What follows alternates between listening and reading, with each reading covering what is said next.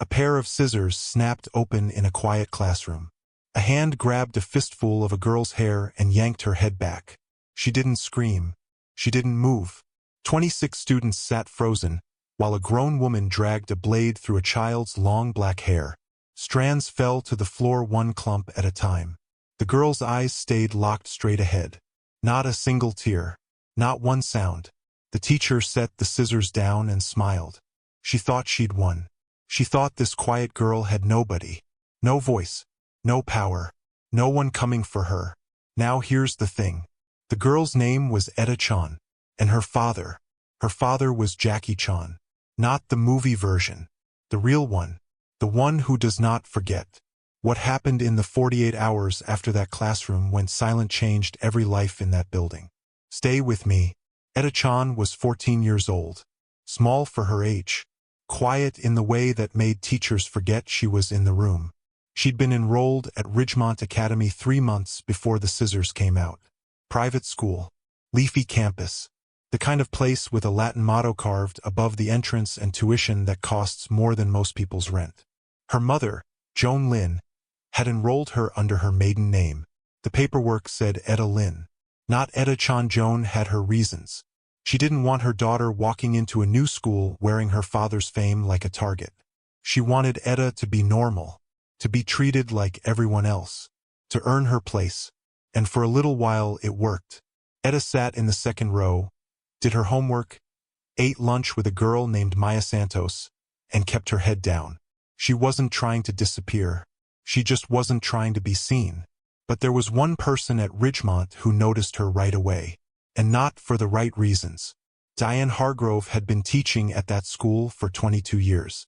English and social studies. She was the kind of teacher who confused control with education. Her classroom had rules posted on laminated cards above the whiteboard. Font size, desk arrangement, the exact number of inches a chair could be from a desk. She didn't just enforce rules. She collected them. She loved them. Rules gave her something she couldn't get any other way. Power over people who couldn't fight back. Now, over those 22 years, complaints had come in. A few every year. Parent here. A counselor there. A student who went home and told someone what happened in room 214. But Ridgemont had a system for handling complaints, and the system worked exactly like this. The complaint went into a folder. The folder went into a drawer. The drawer stayed shut, because Hargrove got results. Her students passed standardized tests at a rate 15% above the district average. That number was her shield. Every time an administrator looked at that number, they decided the complaints could wait. But here's what the numbers didn't show. They didn't show who she targeted. Because Diane Hargrove didn't go after every student. She went after the ones she thought wouldn't push back. The ones whose parents didn't sit on the school board. The ones who looked different, spoke differently, ate different food at lunch. The ones she could dress up as discipline problems without anyone asking too many questions. Etta fit the profile perfectly. Started small. A comment about Etta's accent. Then a correction. Then another correction. Etta didn't have an accent. She was born in Los Angeles. She spoke English the same way every other kid in that school spoke English. But Hargrove would stop mid-lesson, look at Etta, and say, "Could you repeat that?" Clearly this time, the class would go quiet. Etta would repeat herself. Hargrove would nod slowly, like she was doing the girl a favor. Then came the dress code. Etta wore a small jade clip in her hair. It had belonged to her grandmother, her mother's mother. It was the only thing Etta had left of her. She wore it every day, pinned above her left ear. It was no bigger than a thumbnail. Hargrove told her to remove it. Etta explained it was a family piece. Hargrove told her again. Etta went to the principal's office and asked if the clip violated the dress code. Dr. Whitfield, the principal, looked at the clip, looked at the handbook, and told Etta she could wear it. He sent a note to Hargrove. Hargrove read the note, folded it once, put it in the trash. Now here's what you need to understand about Etta. She wasn't weak. She wasn't scared. She had grown up watching her father handle pressure the way most people handle breathing. Jackie Chan didn't raise a daughter who crumbled. He raised a daughter who stood still. And standing still when someone is pushing you, that takes more strength than pushing back. But Etta had made a promise. Before she started at Ridgemont, her father had sat her down. He told her that the world would try to get a reaction out of her. That the reaction was what they wanted. That the strongest thing she could do was let them swing at air. He told her to handle it. So she did. She handled the comments. She handled the corrections. She handled the seating changes, the extra assignments, the way Hargrove would skip her hand when she raised it. She handled all of it.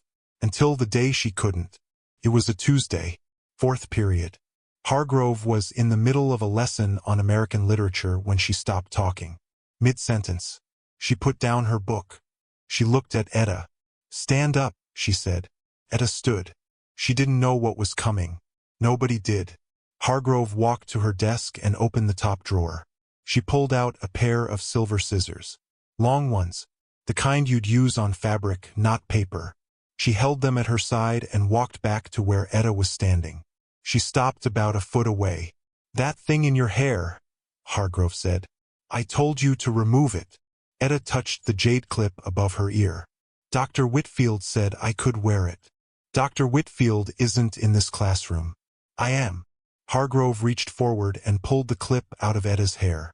She held it up between two fingers like it was something dirty. Then she dropped it on the floor. It hit the linoleum with a small sound that the whole room heard. But she wasn't done. Believe me, what happened next is the part that changed everything. Hargrove grabbed a fistful of Etta's hair with her left hand. She pulled it taut. And with her right hand, she started cutting. Not trimming. Not evening out a loose strand. Cutting. Long ropes of black hair fell to the floor while 26 students sat there with their mouths open. Some of them looked away. One boy in the back row put his head down on his desk. A girl near the window covered her mouth with both hands. Another one started to stand up, then sat back down. Nobody said stop. Nobody called for help. 22 years of Hargrove's control had trained every student in that building to stay silent. Etta didn't move. She didn't cry. She didn't flinch. She stood there with her hands at her sides and her chin level while a grown woman sawed through her hair with fabric scissors. Her father's voice was in her head. Let them swing at air. Hargrove cut 3 full sections. When she was done, one side of Etta's hair was 4 inches shorter than the other. Rough. Uneven. Like someone had taken hedge clippers to it. Hargrove set the scissors on the desk, brushed a strand off her sleeve, and looked at the class. "Now it's not a distraction," she said.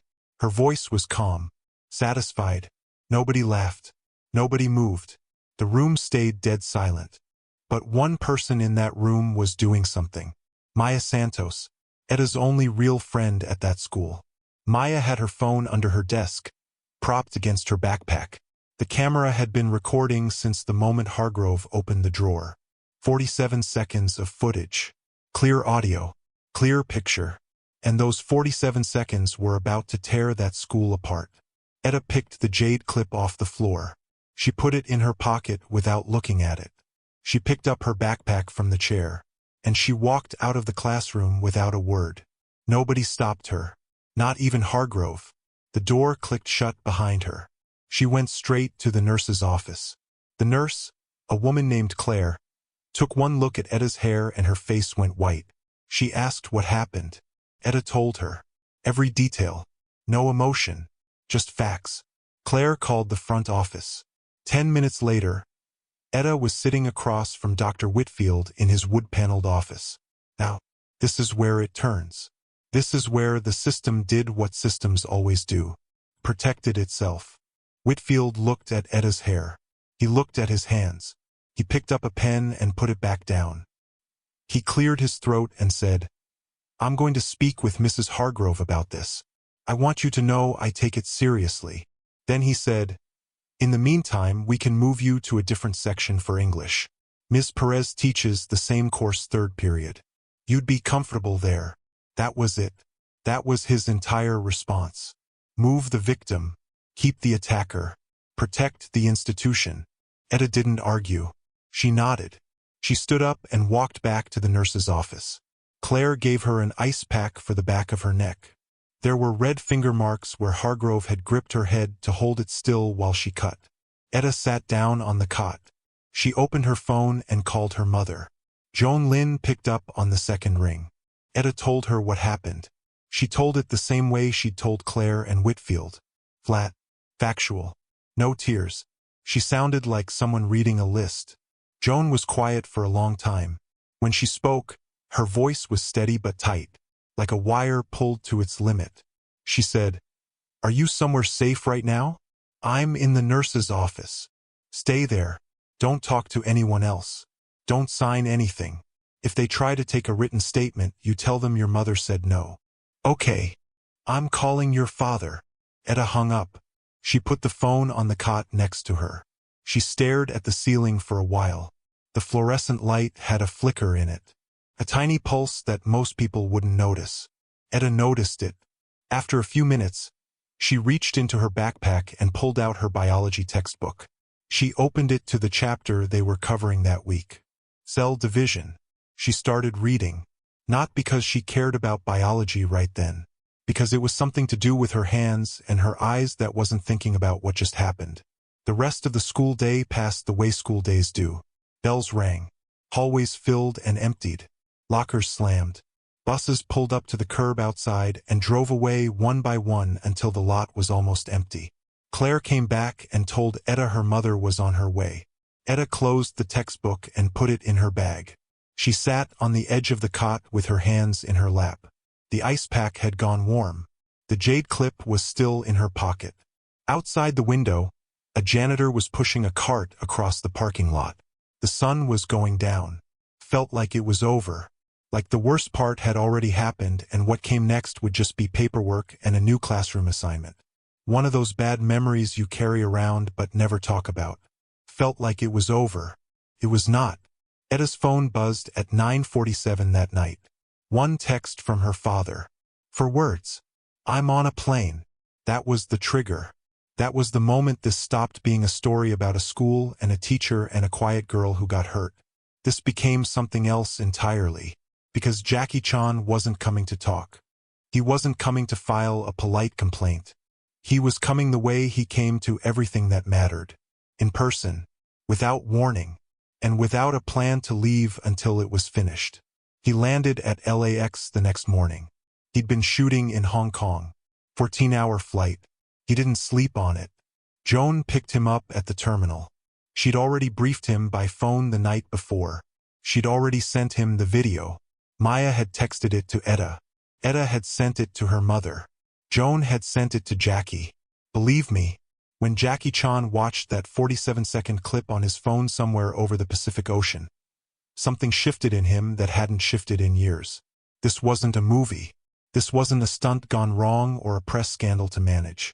This was his daughter standing frozen while a woman twice her age cut her hair off in front of a room full of children who were too afraid to breathe. He didn't shout. He didn't break anything. Joan said he went very quiet.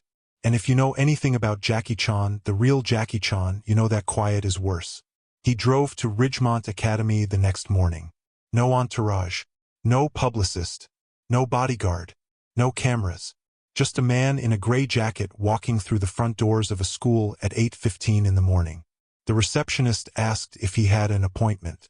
He said he was Etta Chan's father and he needed to speak with Dr. Whitfield.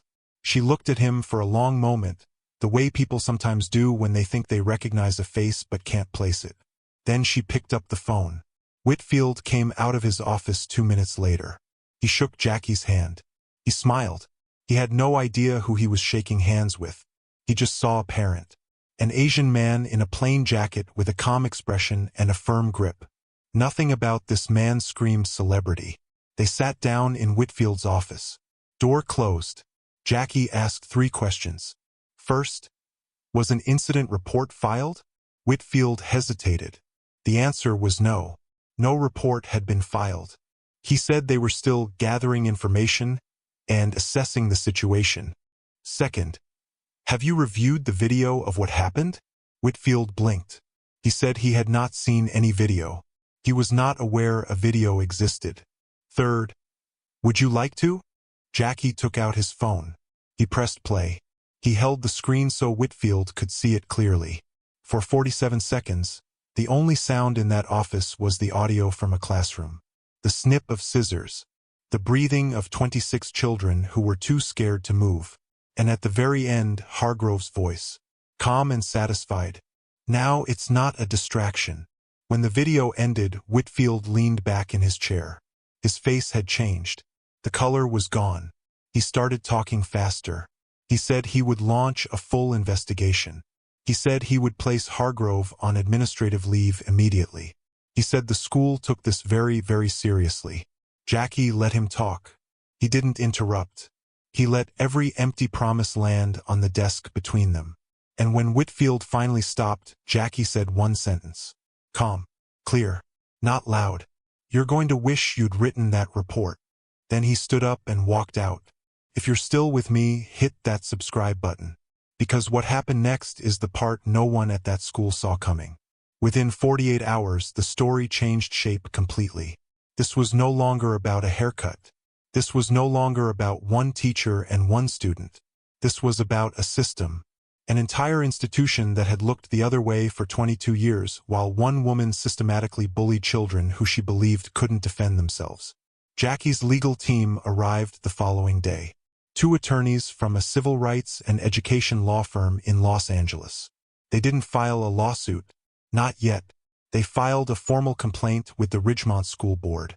They requested every complaint ever submitted about Diane Hargrove. Every disciplinary record. Every parent letter. Every internal email. They also contacted the press. Not a tabloid. Not a gossip site. A respected regional newspaper with an education reporter who had been covering school discipline cases for 6 years. They gave her the timeline. They gave her the facts. They gave her the video. They gave her 3 days before it went public. The school board called an emergency session.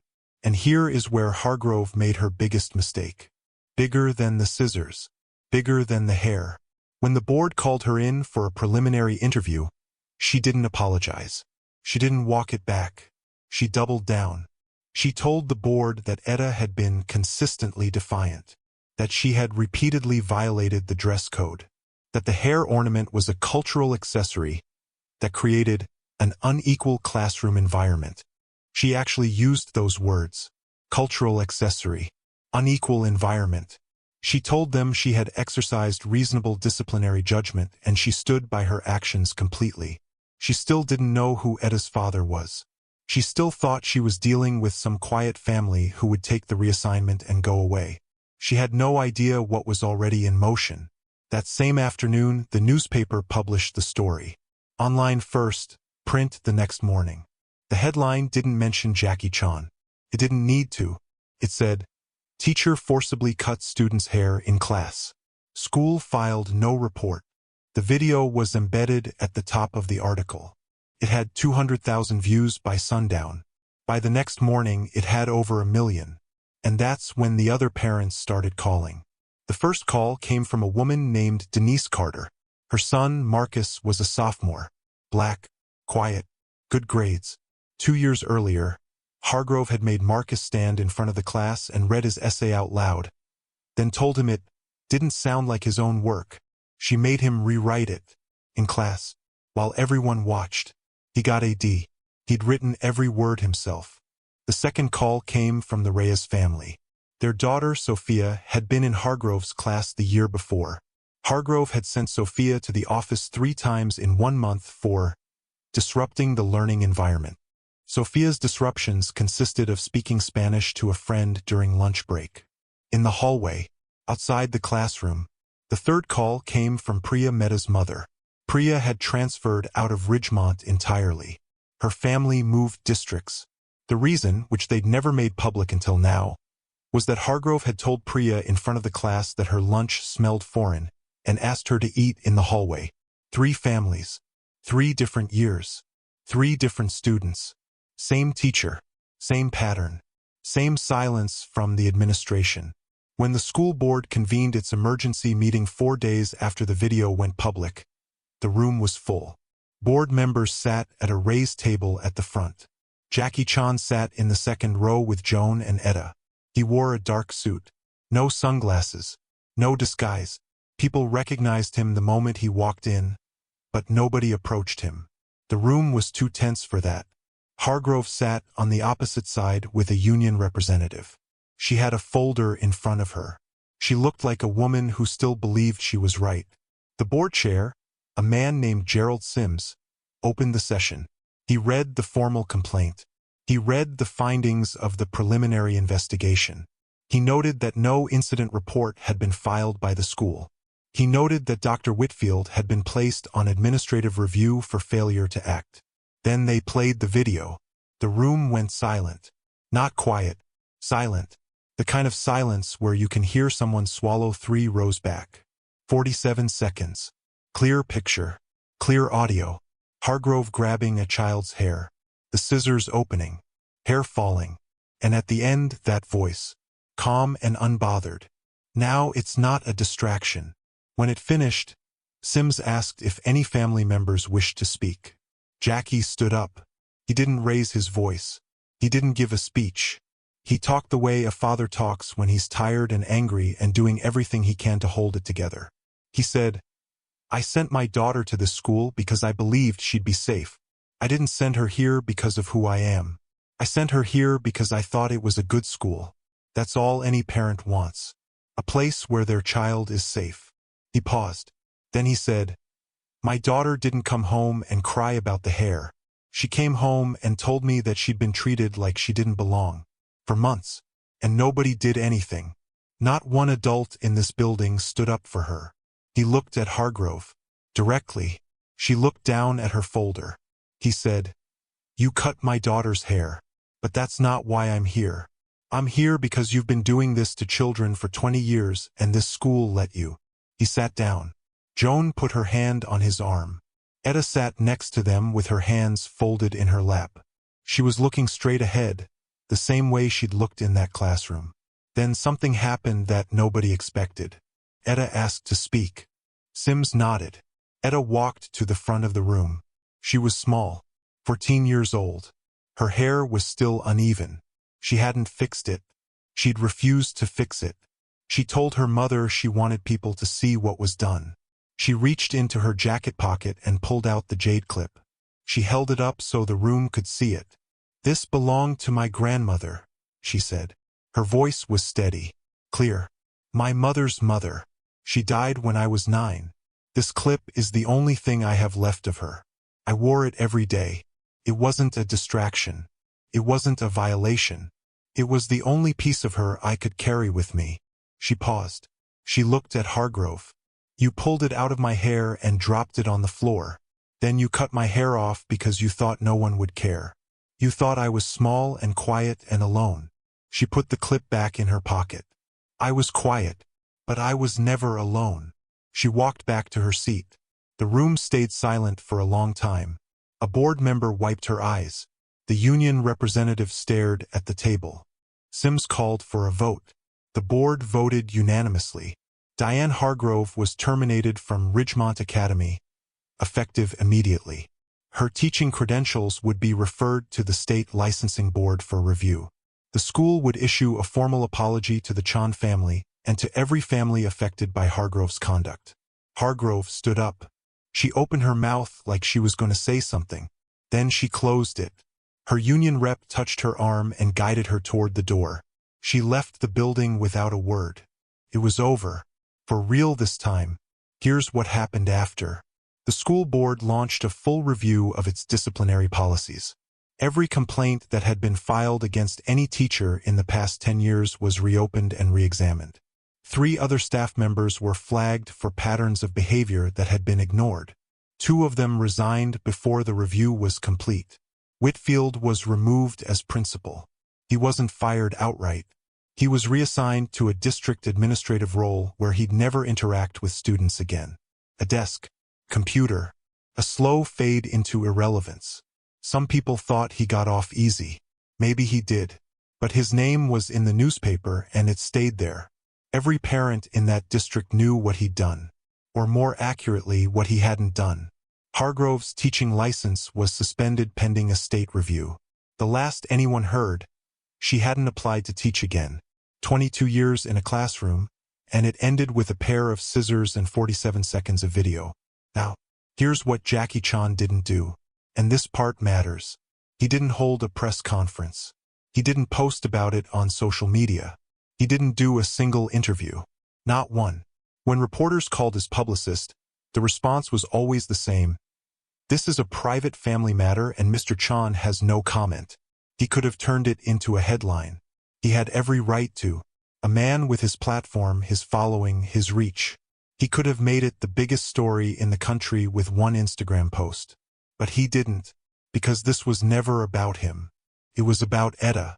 And he understood something that a lot of powerful people don't. The moment you make it about you, you take it away from the person it happened to. Joan gave one statement. Just one. Through the family's attorney. It said the family was satisfied with the board's decision and hoped the school would use this as an opportunity to protect all students, not just the ones with famous parents. That last line, that's the one that stuck, because that was the truth at the center of everything. Etta had Jackie Chan. She had resources. She had lawyers who could show up in 24 hours and reporters who would take the call. But what about Marcus Carter? What about Sophia Reyes? What about Priya Mehta? What about the students who didn't have any of that? What about the ones who just took it and moved on and carried it with them into adulthood like a stone in their shoe that never came out? That's who the story is really about. The ones who didn't have a Jackie Chan. Etta went back to school the following Monday. Joan drove her. They sat in the car in the parking lot for a few minutes before Etta got out. Joan asked her if she was ready. Etta said yes. When she walked through the front doors, Maya Santos was standing in the hallway. She'd been waiting. She didn't say anything. She just fell into step beside Etta and they walked to class together. A few other students nodded at her as she passed. One kid, a boy she'd never spoken to, said, "Welcome back." That was it. No drama. No scene. Just a girl walking back into a building that owed her something it could never fully repay. She still hadn't fixed her hair. It was uneven. Shorter on one side. She told her mother she wasn't cutting the other side to match. She was going to let it grow back on its own. In its own time.